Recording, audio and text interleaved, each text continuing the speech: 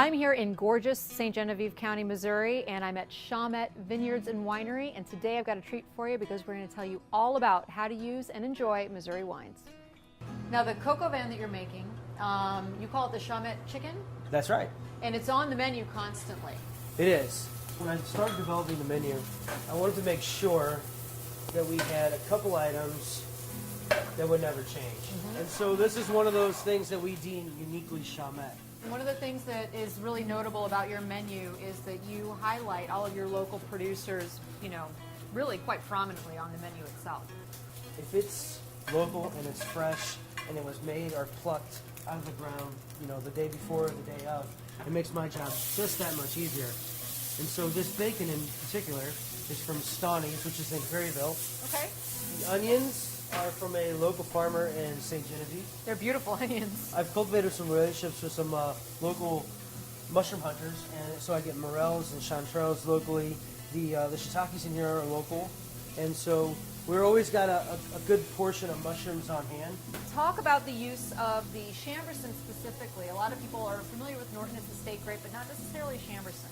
The Norton is a big heavy grape, and everything else that we have is much too light. The Chambourcin, I think, plays very well off of the earthiness of the mushrooms in this dish, the sweetness of the onion, the smokiness of the bacon, and then instead of using just a rooster, which is what coq au vin was meant for, right? Just slow braise of rooster and red wine, we use a local free-range chicken that's organic and been treated humanely, and we actually grill that chicken rather than just searing it or throwing it into a pot. And you grill it on the grapevines. We grill it on the Grapevine grill. Once you've reached this point where you've got your onions nicely browned, the bacon is crunchy, almost like a crackling, and the mushrooms have started to marry in the entire thing, we add about 2 cups for a portion, and that's obviously going to reduce down quite a bit. Now, if somebody maybe doesn't live in Missouri and is watching this video, what other wines could you substitute? Well, our wines are available on the internet. So good. You have access to Chambourcin, but There you go. but I would say Pinot Noir is probably the closest thing. Okay. All right, now that your wine is deglazed and reduced down, you're going to add a chicken stock. Our chicken stock in particular is actually made with mushroom. I was going to say, that looks really rich.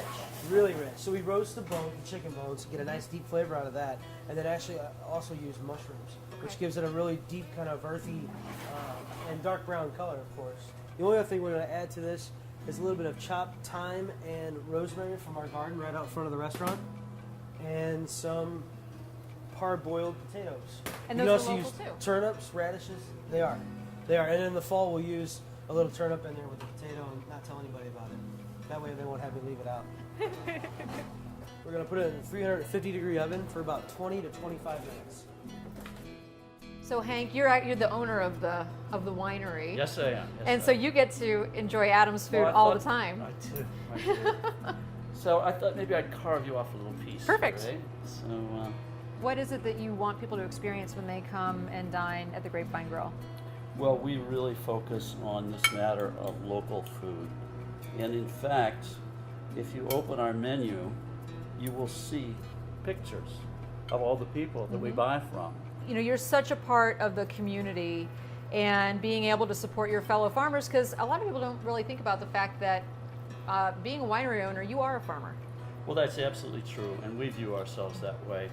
I often say that 75% of what ends up in the glass happens in the vineyard, not in the winery. Absolutely. And so it's our responsibility to grow the best grapes we possibly can, and that makes all the difference in the world. Well, I got myself a little bite here. This is absolutely delicious. What a great way to highlight Chambourcin.